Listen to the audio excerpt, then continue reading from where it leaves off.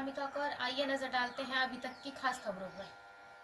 ये लड़ाई है, आगे और लड़ाई है। ब्राह्मणों का उत्पीड़न बंद करो, बंद करो, बंद करो। गरीबों का उत्पीड़न बंद करो, बंद करो, बंद करो। गरीबों का घर गिराना बंद करो, बंद करो।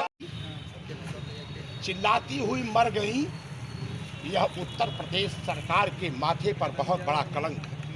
और एक जो अपने को महात्मा बनते और उत्तर प्रदेश की इस कुर्सी पर विराजमान है, मैं तो समझता हूं कि इनके लिए सबसे शर्म की बात है कि इनके शासन में जिस तरह से ब्राह्मण कन्याओं की हत्या, ब्राह्मण महिलाओं की हत्या, ब्राह्मणों की हत्या, गरीबों की हत्या और जात पूछ करके पूरे उत्तर प्रदेश में किस बिरादरी के हैं, यादव जी हैं, उठा के जेल में कर दिया, पंडित जी हैं उनको मरवा दिया। ये कौन सा तरीका भाई? ऐसी स्थिति में सरकार सबकी होती है और जिस तरीके से उनकी हत्या की गई हम इसकी आलोचना करते हैं और इसकी भर्त्सना करते हैं और यह चाहते हैं कि जो उनके परिवार के लोग चाहते हैं उनको उस प्रकार से न्याय मिले। दूसरी बात, आजमगढ़ जनपद में राजेश चौबे जो पत्रकार हैं उनके भी परिवार में इस तरह का उत्पीड़न किया गया।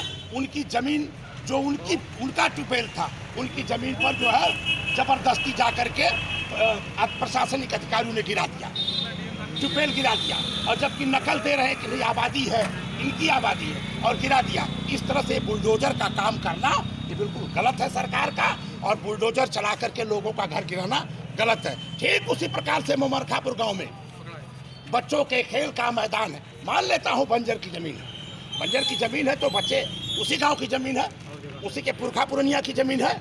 उस गांव में आप जल निगम का वो लगाना चाहते हैं और जगह लगाइए, वहाँ पर लोगों के मकानात हैं, बच्चों के खेलने की जगह है, आप उसके दूर कहीं लगाइए। लेकिन इस तरह से उत्पीड़नात्मक कार्रवाई हो रही है। हम ऐसी कार्रवाई की निंदा करते हुए हम चाहते हैं कि कानपुर के लोगों को न्याय मिले, जो लोग इन पे सम्मिलित हैं उनके ऊपर हत्या का मुकदमा हो, और राजेश चौबे को न्याय दिलाते हुए उस लेखपाल को 420 की धारा में सस्पेंड किया जाए और मुकदमा वापस लिया जाए जो उनके ऊपर लगाया गया। मैं एक सवाल आपसे करता हूँ, आप पत्रकार बताइए, वह लेखपाल है कि जातिगत बात करता है? मैं जातिगत, वह लेखपाल थे, उत्पीड़न करने आए थे, तो हर किसी का भी घर गिराया जाएगा तो रोकेगा, आप इसके बाद हर जमनाम समझ लगा देते हैं। आप तो खुद ऐसा सबल हैं, जा करके ब्राह्मण का घर गिरा रहे हैं और फिर भी आप कहते हैं कि ये हर जमनाम समझ का मुकदमा लगा दूंगा, लगा दिए।